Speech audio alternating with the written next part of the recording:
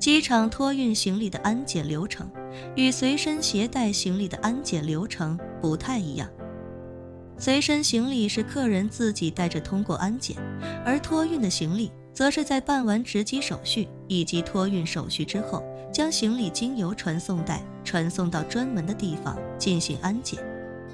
此时的马兰对接下来即将发生的事情还浑然不知。他将2个行李箱都托运了之后，便拿着自己的登机牌大摇大摆地去了安检口。而那个在附近监视他的女人，在亲眼看到他办完托运，行李箱被传送带送走之后，便也放下心来，立刻站起身走出了机场。马兰挎着自己的爱马仕，悠哉悠哉地来到安检通道，在出示了头等舱的登机牌之后，立刻就享受到了工作人员的热情服务。在别人还排长队等着安检的时候，马兰很快便完成了安检，随后便就近找了一个头等舱休息室休息。而与此同时，他托运的2个行李箱正在排队等待逐一通过机场的安检机器。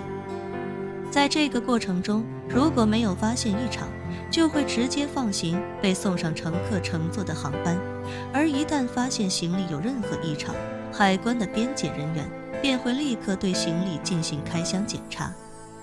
一般来说，经过精心藏匿的违禁品基本都具备很好的隐蔽性，再加上离境对本土国来说风险要远远小于入境，所以这个环节相对会松懈一些，犯罪分子至少有50%的胜算，能够顺利通过出境的安检。不过落地后的入境安检会严格许多，因为许多国家和地区都有严格的入境标准，有些国家甚至不允许携带任何生鲜水果，哪怕乘客带上飞机的水果，在落地的时候没吃完，剩了一个苹果，被边检发现了也会处以重罚。所以最大的考验其实是在入境环节，在这个环节里胜算会骤降到只有30左右。结合第一阶段的50，大概总的通过率其实也就在15上下。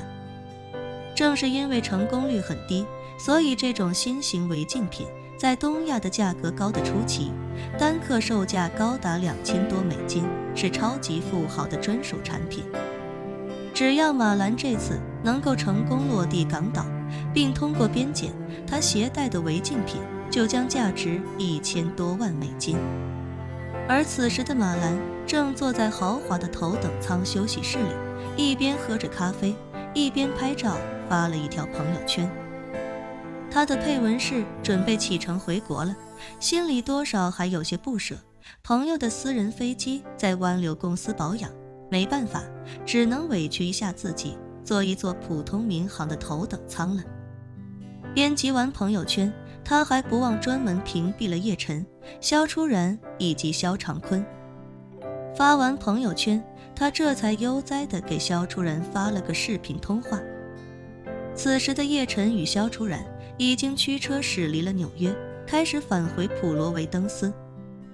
坐在副驾驶上的肖初然接通妈妈发来的视频，开口便问妈：“你登机了吗？”“还没呢。”马兰笑呵呵地说道，“登机估计还得等一会儿，我在头等舱休息室呢。”肖初然提醒道：“那你一定要注意一下时间，千万别影响登机，起飞时间前半个小时就开始登机了，早点过去省得晚了再着急忙慌地赶路。”马兰不屑地说道：“切，怕什么？我可是尊贵的头等舱乘客，我要是没登机，给他个胆子他也不敢起飞。再说了，到时候他们肯定会通过广播喊我名字，提醒我登机的。到那个时候再出发也不迟。”肖初然无奈地说道：“妈，明明提前10几20分钟就能有条不紊地解决，干嘛要给别人添麻烦呢？”马兰哼哼道：“傻闺女，咱机票里花了这份钱了，知道吗？不然凭啥咱这机票比人家贵好几倍？给他添麻烦那都是应该的。”肖初然只感觉一阵头大。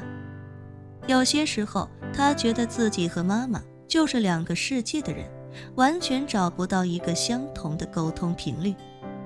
而且他也知道妈妈这个人主意正得很，一旦他决定着想好了某种方案，别人说什么都不可能改变他的决定。于是萧初然也不再多说，只是提醒道，那你上了飞机，在飞机起飞之前一定跟我说一声，我好能放心。马兰笑着说道，行行行，我知道了，你不用操心了，告诉我的好女婿，开车一定注意安全，我先挂了。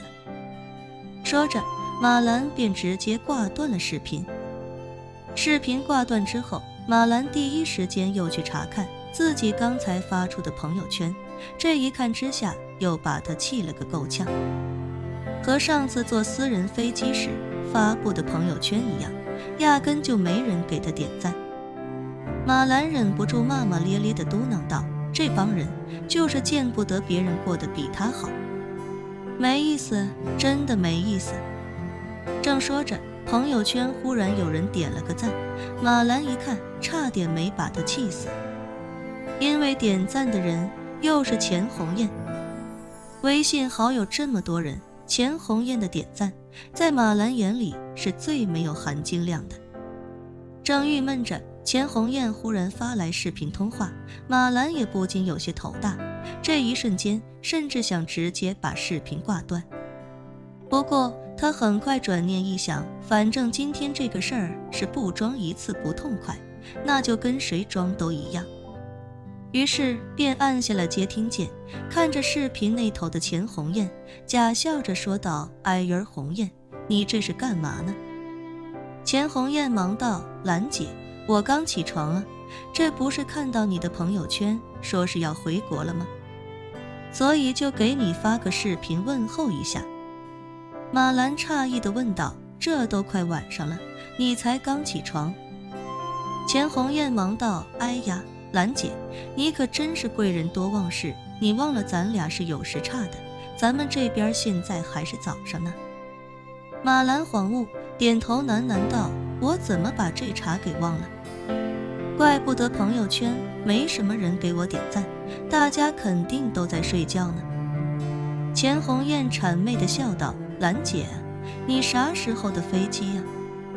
什么时候到金陵？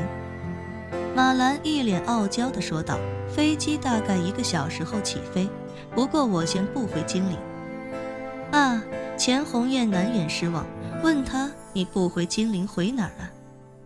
马兰很是得意地说道，叶晨给我订的机票刚好是头等舱飞港岛转机，我顺便去港岛玩几天，正好啊，我有个好姐妹一直邀请我到港岛去她在狮勋道的别墅小住几天，实在是盛情难却。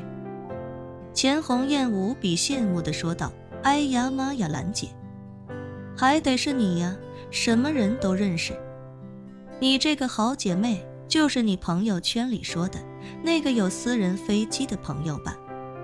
对，马兰被钱红艳捧了一嘴，心情立刻就飘起来不少，笑呵呵地说道，人家可是真的厉害，身价几十亿美金，听说啊，跟咱们国内的饮料大王还是远房亲戚呢。说着，马兰已经有些得意忘形，忍不住嫌摆到位，我这个朋友多有钱你知道吗？人家一口气买了3辆雷尔法，说是到时候送我1辆。